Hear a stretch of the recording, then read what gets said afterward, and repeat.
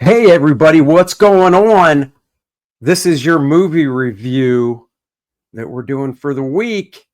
Uh Fountain of Youth. That's right. This is one that if you have Apple TV, you can watch it that way. And that's what we did. And usually we do ones in theaters, but every now and then if it's streaming, we do it. John Krasinski and Natalie Portman star in this Indiana Jones-esque type movie. But what is it really about, Dennis?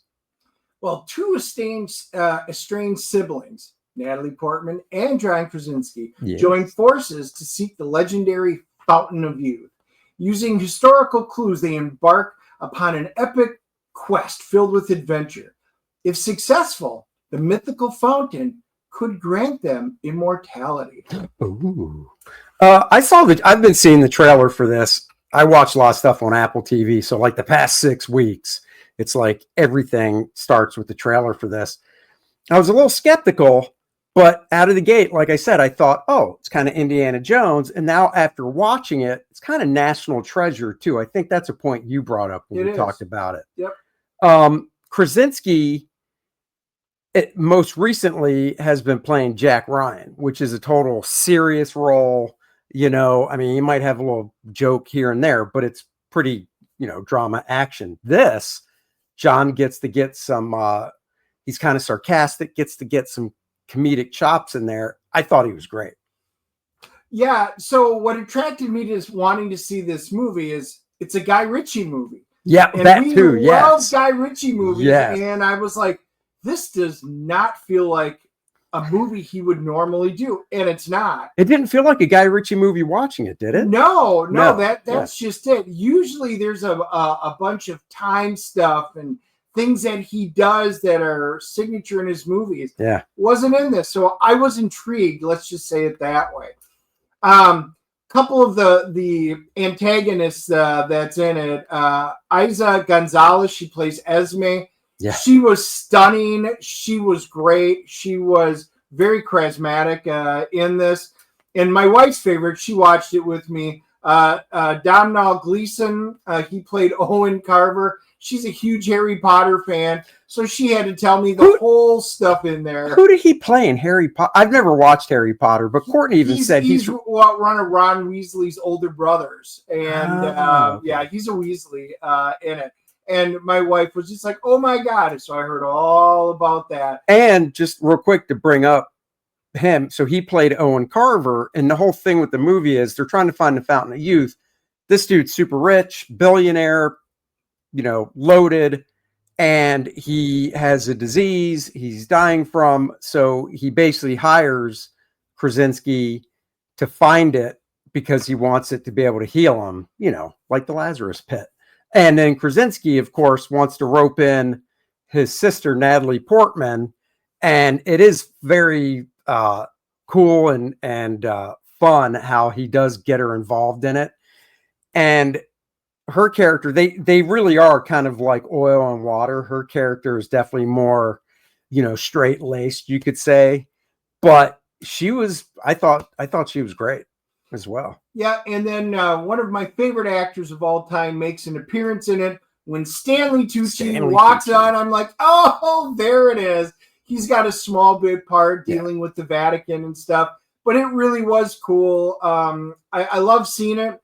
This is, it really is like National Treasure in a lot of ways. It's got a hint of Indiana Jones set in the modern day. Mm-hmm. It's a family affair. So, again, like National Treasure. So it's almost like a copy clone of that in a way. You have to go through a whole bunch of different steps that they have to find, just like National Treasure. Yeah. There were a lot of things where it's like, all right, we're not going to find out, and it's a lot of chase scenes where Esme, she's having to chase them for the paintings, and there's some heists that have to be done. All of those scenes were great. I mean, I love the action scenes, all the heist scenes. There's one on the seas where they're bringing up an old ship that you guys know, and then things go badly and it has to sink. And so there are so many cool things that happen in this. I think it's a little paint by numbers, so don't expect there to be anything earth-shattering with this. But I was into it looking for a popcorn flick on Apple TV, and I got it. I thought it was fun, enjoyable. We both really had a good time with it. I honestly thought, it was on Apple TV, which is nice. You don't have to go anywhere. But honestly, it would have made good on the big screen, I think. Yeah. I think the fight scenes, the effects were great. Well, like you said, when they raised part of this sunken ship, we won't go any further than that. Just the set piece alone, when they were inside it, looking around and stuff, because it was just cool because it's a set and it's not the real ship. It is a real ship that they're talking about, and they raise a portion of it to find a clue, basically. But when they're walking around it, and just the set department did such a great job building this for you to look at and go, wow, that thing's been sunk for, close to a century. And, the detail that they put in it, I thought was awesome. And it's fast paced. It's 2 hours and change, like 5 minutes, doesn't really lag. Yeah, I think if you're looking for something to watch and you don't want to leave the house, this is a great one to check out for sure. It's lighthearted. It's fun. It's like Dennis said, it's kind of paint by numbers. It's not something that you're like, oh, I got to put my thinking cap on or whatever. It's just a fun movie. And there's no BS, political correctness, woke garbage in it. Nope. None. It was so refreshing. So are we ready to see it? I am first this time. I'm giving it a 7.5. I dug it. I liked it. It is something that, if I'm just flicking around the channels in a few months because nothing new's out and it was on, I might watch it again. Nice. So. I'm pretty close. I'm at a 7.0. It was fun. It was refreshing. My wife was right there with me, about the same. I wound up at the comic shop talking to a couple of the guys today that had seen it. They liked it as well. So I was like, hey, it's a good one. It was good enough where I actually hope they do a sequel. Right. And I would just like to see a little more thought put into some of the stuff. But I enjoyed it. Hope they do a sequel on it. Yeah, when it was over, I was like, what's that I smell? Franchise? So if it does well enough, hopefully Apple TV has something that they can do another one in another year or two. So there you go, guys. Let's see. What do we got? IMDb has a 5.7. Oh, come on, IMDb. Don't be idiots. Wow, that is low. Let me pull up Rotten Tomatoes. Rotten Tomatoes. The critics are giving it a 36%. Oh my God, that is bullshit. Wow. And the popcorn meter is at a 41%. Oh, get out of here. We are your two regular guys. Don't listen to those schmoes. Sometimes they align with us. But when they don't, they're not right. We are.